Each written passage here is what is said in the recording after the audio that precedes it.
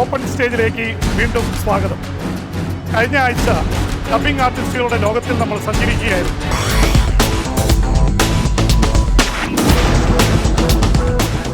കാണാമറയത്ത് എന്നുള്ള സിനിമ റഹ്മാൻ്റെ രണ്ടാമത്തെ മൂന്നാമത്തെ പടമാണ്.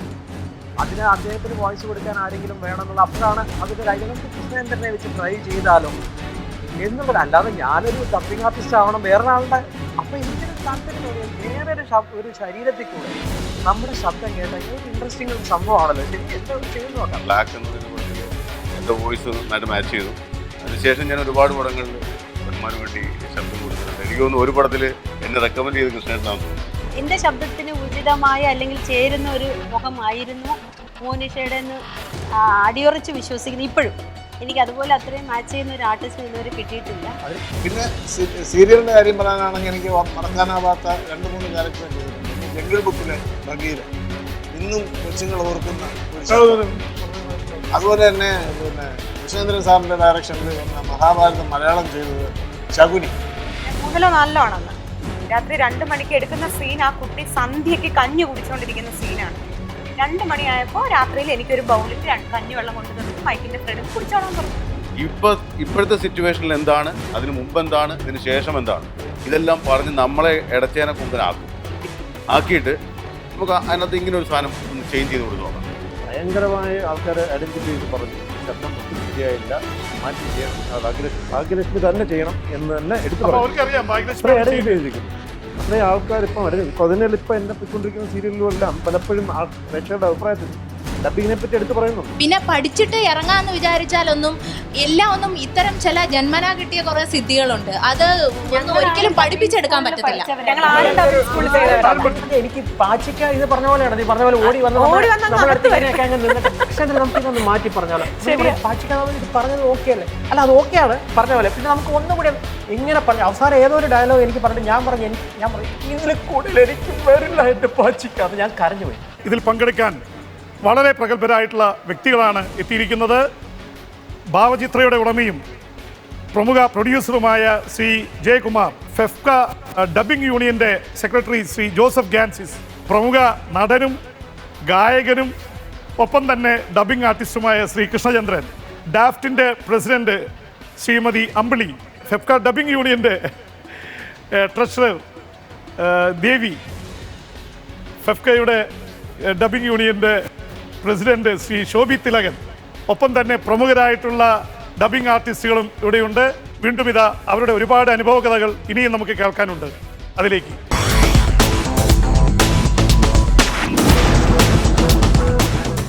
താങ്കളെ പിന്നെ അതുപോലെ തന്നെ ശോഭി കൂടുതലും ചെയ്തിട്ടുള്ളത് വില്ലൻ വേഷങ്ങളാണ്. അപ്പോൾ വില്ലൻ വേഷങ്ങൾക്കാണ് ശബ്ദം കൊടുത്തിട്ടുള്ളത്. അല്ല, കൂടുതലും ചെയ്തിട്ടുള്ള വില്ലൻ വേഷങ്ങളാണെന്ന് തീർന്നു പറയാൻ പറ്റില്ല. കാരണം വെച്ചാൽ സിനിമയിൽ വില്ലൻ വേഷങ്ങളും സീരിയലിൽ നായക വേഷങ്ങളും. ഓ, അങ്ങനെയാണ്. അത് ഏത് വേഷം ഏത് ഇതിനുവേണ്ടി ചെയ്യുമ്പോഴാണ് ഒരു സംതൃപ്തി തോന്നിയിട്ടുള്ളത്? എനിക്ക് രണ്ടും ഒരുപോലെ തന്നെയാണ്. ഇപ്പോൾ നായകൻ ചെയ്യുന്നത് കൂടുതൽ സംതൃപ്തി, വില്ലൻ ചെയ്യുന്നില്ല അത്ര സംതൃപ്തി കുറവ്, അങ്ങനെയില്ല. വില്ലനാണെങ്കിൽ കൂടുതൽ കിട്ടിയിട്ടുള്ള എനിക്ക് വില്ലൻ കഥാപാത്രങ്ങൾ ചെയ്യാനാണ് കൂടുതൽ ഇഷ്ടവും.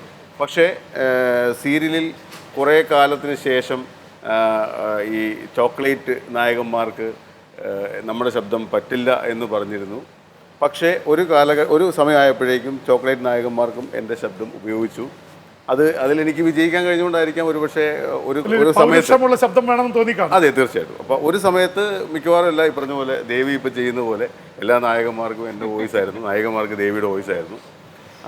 പക്ഷേ സിനിമയിൽ വരുമ്പോൾ നേരെ തിരിച്ചാണ്. അത് വേറൊന്നും കൊണ്ടല്ല, സിനിമയിലെ നായകന്മാരെല്ലാം ഓൺ വോയിസാണ്.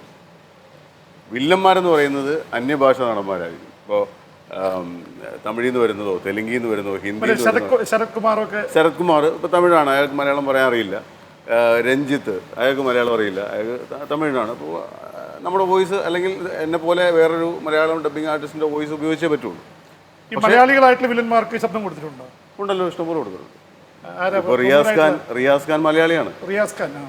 പിന്നെ വേറെ ഇപ്പോൾ പേര് എനിക്ക് പെട്ടെന്ന് ഓർമ്മ വരാത്ത ഒരുപാട് പേരുണ്ട്. ഇപ്പോൾ ഐ എം വിജയൻ്റെ ഏറ്റവും വലിയ ആകാശത്തിലെ പറവുകൾ എന്നൊരു സിനിമയാണ് ഞാൻ ആദ്യം പുള്ളിക്ക് വേണ്ടി ഡബ് ചെയ്തത്. അതിൽ ഫസ്റ്റ് ഡയലോഗ് എന്ന് പറയുന്നത് ഞാൻ ആദ്യം ഡബ് ചെയ്യുന്നുണ്ട്. പുള്ളിക്കാരൻ ജയിലിൽ നിന്ന് ഇറങ്ങുമായിരുന്നു. ജയിലിൽ നിന്ന് ഇറങ്ങുമ്പോൾ പുള്ളി വേറൊരാൾക്ക് വേണ്ടിയിട്ട് എന്തൊക്കെയോ കുറ്റകൃത്യം നടത്തിയിട്ട് ജയിലിൽ പോയതാണ്. അപ്പോൾ ഇയാൾ ഇറങ്ങുമ്പോൾ പുള്ളിയെ സ്വീകരിക്കാൻ ഇവർ വരണ്ടേ. അപ്പോൾ അതിന് പുള്ളി പറഞ്ഞു ഞാനിന്ന് ഇറങ്ങുമെന്ന് പറഞ്ഞിട്ട് ഒരു പട്ടികളെയും കണ്ടില്ലല്ലോ അങ്ങോട്ട്. ഇതാണ് ഡയലോഗ്. ഇത് IM വിജയൻ പറഞ്ഞിരുന്നറിയാം, ഞാനിന്ന് ഇറങ്ങുന്നിട്ട് ഒരു പട്ടികളെയും കണ്ടില്ല കൂടെ. Thrissur colloquial Thrissur slang. അത് ഈ സ്ലാങ് മാറ്റി നോർമൽ മലയാളം ആക്കണം. ഞാൻ ഞാൻ സ്തുതി പറഞ്ഞു. കാരണം ഇത്രയും ഫാസ്റ്റായിട്ട് നമുക്ക് വളരെ ലെജിബിളായിട്ട് പറയാൻ പറ്റുന്നത്. അത് ഈ സ്ലാങ്ങിലാണ് പറഞ്ഞേക്കുന്നത്, പാട്ട് പോലെയാണ് പുള്ളി പറഞ്ഞേക്കുന്നത്. പാട്ടിനുള്ളത് നമ്മുടെ നോർമൽ ഡയലോഗിലേക്ക് കോൺവെർസേഷൻ റെൻഡറിങ്ങിലേക്ക് വരുമ്പോഴത്തേക്കും സ്പീഡ് വ്യത്യാസം വന്നു കഴിഞ്ഞാൽ സിങ്ക് ആവില്ല.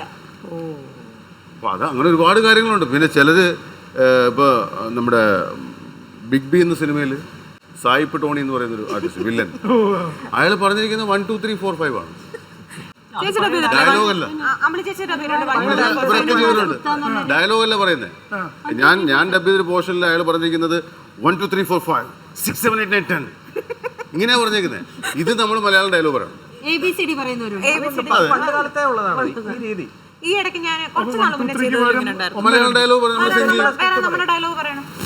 പക്ക സിംഗി. ഈ ഇടയ്ക്ക് ഒരു ആർട്ടിസ്റ്റിന് അവർക്ക് മകൻ മരിക്കാൻ കിടക്കുകയാണ്. അപ്പൊ ഇങ്ങനെ ആർത്തലച്ചിങ്ങനെ ഡയലോഗ് പറയാണ്. മലയാളത്തിൽ പറഞ്ഞവർക്ക് ഫീല് വരില്ല എന്ന് പറഞ്ഞ് അവരുടെ ഭാഷയിൽ തെലുങ്കിലാണ് പറഞ്ഞത്. പിന്നെ ഞാൻ അതിന്റെ പുറത്ത് മലയാളം ഡബ് ചെയ്യാണ് ചെയ്തത്. ഏൻ പുത്രലു ഇന്ദ്രലു എന്നൊക്കെയാണ് അവർ പറഞ്ഞിരുന്നത്.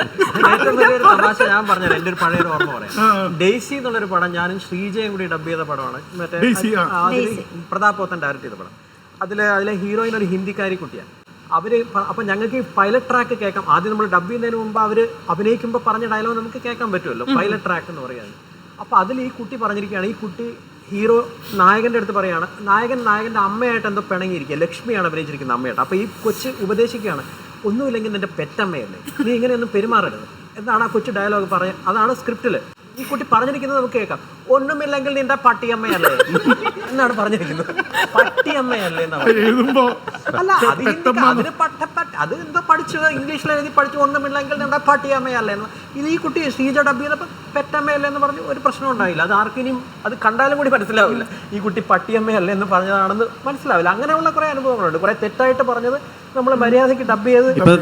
ഫേസ് ടു ഫേസ് എന്നുള്ളൊരു മൂവിയില് പുതിയൊരു ആക്ട്രസ് ആണ് അതിൽ നായിക. അല്ല, അവര് മലയാളിയല്ല, അവർക്ക് മലയാളം അറിയില്ല. അതിനകത്തൊരു ഡയലോഗ് ഉണ്ട്, ഞാൻ പനിച്ച് വിറച്ച് കിടക്കുന്ന ഈ കുഞ്ഞിനെയും കൊണ്ട് ഞാൻ എങ്ങോട്ട് പോകാനാണ്, അതും ഈ പാതിരാത്രിയിൽ. എനിക്ക് തോന്നുന്നു ഒരു 8-10 ടേക്കിന് മുകളിൽ പോയിട്ടും സംഭവം സിങ്ക് ആവുന്നില്ല. ഇവരിതാണ് പറഞ്ഞിരിക്കുന്നത്, പക്ഷെ സിങ്ക് ആവുന്നില്ല. ഞാൻ പറയുമ്പോൾ അത് സിങ്ക് അല്ല. കുറേ നേരം കഴിഞ്ഞു ചായ കുടിക്കാന്ന് പറഞ്ഞു. ചായ കുടിക്കുമ്പോഴൊക്കെ എനിക്ക് ടെൻഷനാണ്, ഇത് സിങ്ക് ചെയ്യണ്ടേ. കുറച്ച് നേരം കഴിഞ്ഞ് ഞങ്ങൾ തിരിച്ച് കയറിയിട്ട് തിരിച്ചു പറഞ്ഞു. അവസാനം പറഞ്ഞിരിക്കുന്ന ഡയലോഗ് ആദ്യം പറഞ്ഞു, ആദ്യം ഉള്ളത് നടുക്ക് പറഞ്ഞു. അങ്ങനെ ഓർഡർ മാറ്റി അത് കറക്റ്റ് ഗ്രാമാറ്റിക്കലി കറക്റ്റായിട്ട് വരുന്ന രീതിയിലാണ് ഡബ് ചെയ്തത്. അല്ലാതെ ഒറിജിനൽ ഡയലോഗ് അല്ല ഡബ് ചെയ്തത്. അവർ പറഞ്ഞതിന് നേരെ ഓപ്പോസിറ്റ് ആയിട്ട് ഡബ് ചെയ്തു. അപ്പൊ ശരി സിനിമയിലായാലും സീരിയലിലായിരുന്നു ഈ ഡബിങ് ആർട്ടിസ്റ്റിന്റെയും ഡബിങ്ങിന്റെയും പ്രാധാന്യം അറിയണമെന്നുണ്ടെങ്കിൽ ഡബ് ചെയ്യുന്നതിന് മുമ്പുള്ള ആ സീന് അന്ന് കണ്ടുപോകും. അപ്പോഴാണ് തമ്മിലുള്ള വ്യത്യാസം അറിയുന്നത്. ചിലർക്ക് ഭയങ്കര അരോചകമായി. ശരിക്കും തനി നാടൻ ഭാഷയിൽ പറഞ്ഞു കഴിഞ്ഞാൽ അതേപോലെ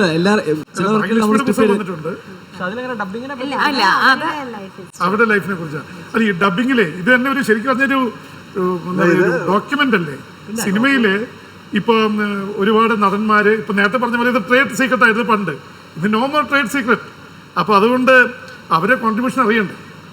ഇത്രയും നടന്മാരെ ഒരാളെ നടനോ നടിയോ ആയിട്ട് ഉയർത്തി വെക്കുന്നതിൽ ബാക്കി എത്രയോ കലാകാരന്മാർക്ക് പങ്കുണ്ട്. അത് ഒരു ചരിത്രം എഴുതപ്പെടുമ്പോൾ അത് എഴുതപ്പെടേണ്ടതല്ലേ. ഞാൻ ദോഹയിലൊരു പ്രോഗ്രാമിന് പോയപ്പോൾ, ഗാനമേളയ്ക്ക് പോയപ്പോൾ അവിടെ ഒരു ഹോട്ടലിൽ ഞങ്ങൾക്കെല്ലാം ഒരു പാർട്ടി വന്നു. അപ്പോൾ ആ ഹോട്ടലിൻ്റെ ഓണർ ഒരു വലിയ അദ്ദേഹം ഇപ്പോൾ ഒരു സിനിമ പ്രൊഡ്യൂസറൊക്കെയാണ് അദ്ദേഹം. അപ്പോൾ അദ്ദേഹം എൻ്റെ അടുത്ത് പറഞ്ഞു, എന്നാലും നിങ്ങൾ ഈ ഡബ്ബിങ് പോലെയുള്ള ചീപ്പായിട്ടുള്ള കാര്യങ്ങളൊക്കെ ചെയ്യുന്നത് എനിക്ക് ഭയങ്കര മോശമായിട്ട് തോന്നുന്നു എൻ്റെ അടുത്ത് പറഞ്ഞു. 90കളിൽ പറഞ്ഞ കാര്യമാണ് കേട്ടോ ഇത്. അപ്പം ഞാൻ ചോദിച്ചു, ഡബ്ബിങ് മോശമാണെന്ന് എന്താണ് ചേട്ടന് തോന്നാൻ കാര്യം? അല്ല, നിങ്ങൾ പാട്ട് പാടിക്കോളൂ, അഭിനയിച്ചോളൂ, നീ ഡബ്ബിങ് പോലെയുള്ള നിങ്ങൾ ഡബ്ബിങ് ഒക്കെ ചെയ്യേണ്ട കാര്യം എന്താണത് അങ്ങനെ? അപ്പം ഞാൻ ചോദിച്ചു, SP ബാലസുബ്രഹ്മണ്യം എന്നൊരു ഗായകനെ പറ്റി അങ്ങേക്ക് അറിയാമോ? പിന്നെ അറിയാം, അദ്ദേഹം തെലുങ്കിലെ ഏറ്റവും വലിയ ഡബ്ബിങ് ആർട്ടിസ്റ്റ്. കമൽഹാസൻ അപ്പൊ ഇദ്ദേഹം പറഞ്ഞ മറുപടി, ആണോ, എങ്കിൽ കൊള്ളാം. എന്നാ കുഴപ്പമില്ല. സായിപ്പ് പറഞ്ഞ കൃഷ്ണേട്ടാ, ആൾക്കാരുടെ മനോഭാവമാണ്. ഒരു 10 കൊല്ലം മുൻപ് എൻ്റെ വീട്ടിൽ ജോലിക്ക് നിന്ന ചേച്ചിക്ക് ഞാൻ കുറച്ച് ഡ്രസ്സ് കൊടുത്തു വീട്ടിൽ. അപ്പോൾ ആ ചേച്ചിയുടെ വീടിൻ്റെ അടുത്തുള്ള ആരുടെ പറഞ്ഞു, ഞാനിങ്ങനെ ഡബ്ബിംഗ് ഒക്കെ ചെയ്യുന്ന ദേവിയുടെ വീട്ടിലാണ് ജോലിക്ക് നിൽക്കുന്നത്, അവരെനിക്ക് കുറച്ച് ഡ്രസ്സൊക്കെ തന്നു എന്ന് പറഞ്ഞപ്പോൾ ഉടനെ ആ സ്ത്രീ, കേട്ട് നിന്ന സ്ത്രീ പറയാൻ, തന്നാലെന്ത്, ഈ അഭിനയിക്കുന്നവരുണ്ടല്ലോ ഈ സ്റ്റുഡിയോ വന്ന് അവർ അഭിനയിച്ച ഡ്രസ്സൊക്കെ അവിടെ ഇട്ടിട്ട് പോകും. ഈ ഡബ് ചെയ്യാൻ ചെയ്യുന്ന നമ്മള് ഇതെല്ലാം എടുത്ത് വീട്ടിൽ കൊണ്ടുപോകും, അതാണ് നിനക്ക് തന്നത്. അപ്പൊ ആളുകളുടെ മനോഭാവമാണ്. പക്ഷെ അതിൽ നിന്നൊക്കെ സത്യം പറഞ്ഞാൽ ഞാനിങ്ങനെ ഞെട്ടി നിന്നുപോയി അവരത് പറയുന്നത് കേട്ടപ്പോഴേ. അപ്പൊ ആളുകളുടെ ചിന്ത അതാണ്. അപ്പൊ ഡബിംഗ് എന്ന് വെച്ചാൽ എന്തോ വളരെ മോശം കാര്യം എന്നുള്ളൊരു ചിന്താഗതിയിൽ ഇപ്പൊ മാറി. ഞാനൊരു 10 വർഷം മുൻപുള്ള കാര്യമാണ് പറയുന്നത്. പ്രതികരണം നമ്മൾ വലിയ എക്സ്പെർട്ടുകളുടെ ഒന്നും എടുത്തത് അവര് പറഞ്ഞത് ദൈവത്തിന്റെ വരമാണെന്നല്ലേ പറയുന്നത്. ആ രീതിയിൽ അറിയുന്ന ആൾക്കാരാണ് കൂടുതലും.